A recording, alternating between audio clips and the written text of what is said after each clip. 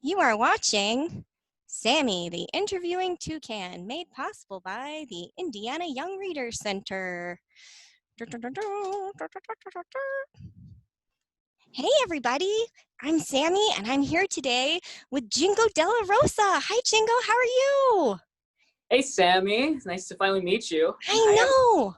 Same here. I'm just thrilled to talk to you today. Now, normally I talk to authors, but you're more of an illustrator, is that right?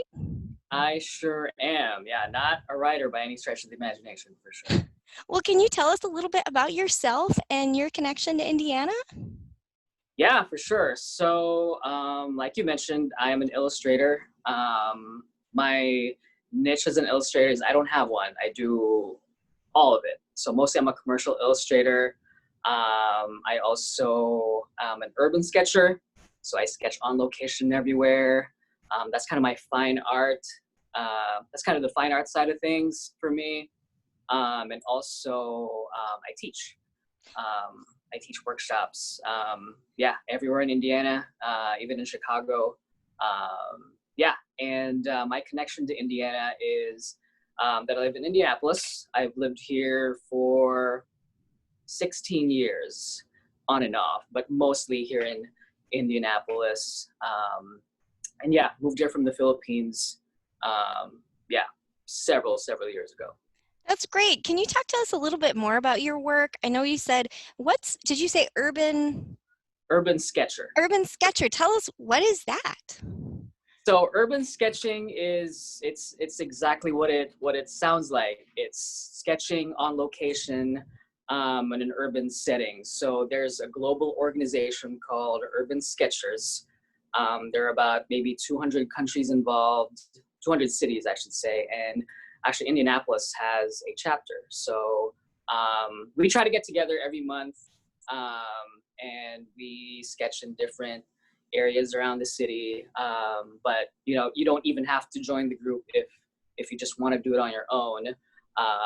But yeah, I do that recently every day, especially with the pandemic hitting. Right. So yeah. So that's been keeping me busy, and it's been great to be able to enjoy the weather as well. And it's my way of getting to know the place I live too. I love that. And once you're done with all these sketches, do they go somewhere? Do they end up being published? Do you put them on your website? What do you do with the sketches? Are they just for your private entertainment or enjoyment? No, so I mostly post them on Instagram. I share them. I'm a firm believer that your art's not done until you share it. So Oh, I love that. Say it again. That's so great. your art's not done until you share it. So that's the final step. Yeah. So Looking at all of you out there, share your stuff. yeah, that's right. That's what I always tell my students. Like, don't hide your work. Yeah, it's a disservice to the world if you don't share your work. So, Oh, um, so yeah, I try to share it online. That's the most accessible way to do it. And actually, last fall, I had my first solo gallery show here at the Harrison Center, where my studio is. And it was all about urban sketching. So it kind of evolved from like a hobby. I mean, I'm already an artist, but it was a different layer to my artistry that I was just solely enjoying, and now it's turning into a new phase of my career as an artist. that's so fascinating. I've got one of your books that you've illustrated here, Good Boy Blue, very cute.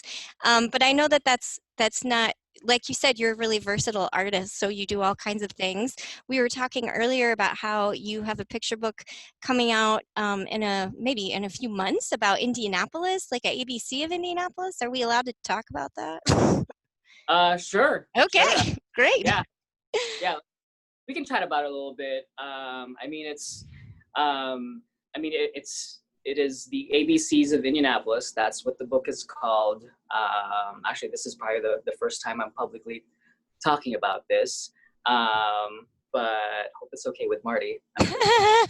Um, but but yeah, this is a project. It's mostly a passion project of the author, Marty Brown, who reached out to me, asking if I could potentially illustrate the book. And he grew up here. He's raising a family here in Indianapolis, and that's ultimately why I agreed to make this book. It's because of love. It's basically a love letter to Indianapolis, and Marty loves Indianapolis. I love Indianapolis, so I this is love like, Indianapolis. We all yeah, love Indianapolis. yeah, Sammy. So yeah, it's kind of like a love letter to this city that we love dearly, and it's a really fun book because it'll feature places and faces that you usually don't see or talk about. I guess mostly locals will get it. So so yeah, I'll talk about a lot of the hidden gems in the city, and yeah, it it is a pretty fun book. So yeah, Good. Well, yeah, thanks so much for sharing a little bit about that. yeah. Tell us where you are right now in your illustrating journey, and where do you hope to be someday? So right now, I've been going back to the um, to urban sketching.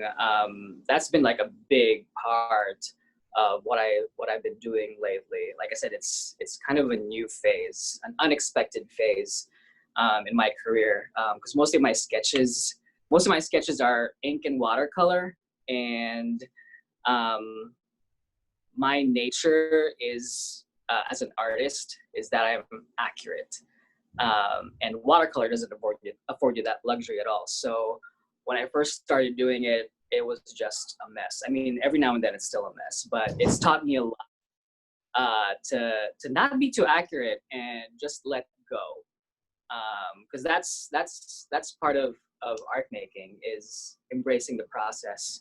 And I think I'm at that career where I'm at that point in my career where I'm truly embracing the process. Because when I first started, I was mostly, all about the finished product. And you might have heard that saying, process over product, and that's so true, and that's something that I'm learning constantly these days, thanks to this new venture, well, relatively new venture, in sketching. Cool. And yeah, Well, and as far as like where I'd want to be in my career, that's it's hard to say, but I think what I want ultimately is to always be evolving and always learn new things. I love that. We talk to authors, I talk to authors a lot, and it's so interesting, and illustrators too. It's so interesting how so many of them come back to this idea of having an open mindset, like always learning, keeping things flexible. I think that's so important. Talking about being Yeah. flexible, we're all living in a really interesting time right now. Can you tell us how Yeah. are you doing with the pandemic, and do you have any advice for others? Um, I'm doing a lot better, actually. I mean, the first couple of weeks were a little rough, but then I realized, artists were built for this. We love being on our own and creating. So that's exactly what I did, is just create. And yeah, I started like, when we were all advised to stay at home, all I did was like sketch what's within reach, like stuff in my pantry, or like the little figures on my shelf, and that's taught me a lot about seeing the beauty within reach. Like you don't have to like go to go on these grand vacations or out west to see beauty. Like it's beauty is just within your reach, really. It's everywhere you look. And yeah, that's something that I would like others to experience as well. I mean, whether it's drawing or journaling, or just simply noticing things around you. Yeah, that's been truly helpful to me, and that's been helpful in with coping with this weird time, for sure. Yeah, that's great. I love the plants that you have behind you. Those are beautiful Oh, in their own way too, right? hey, Nature.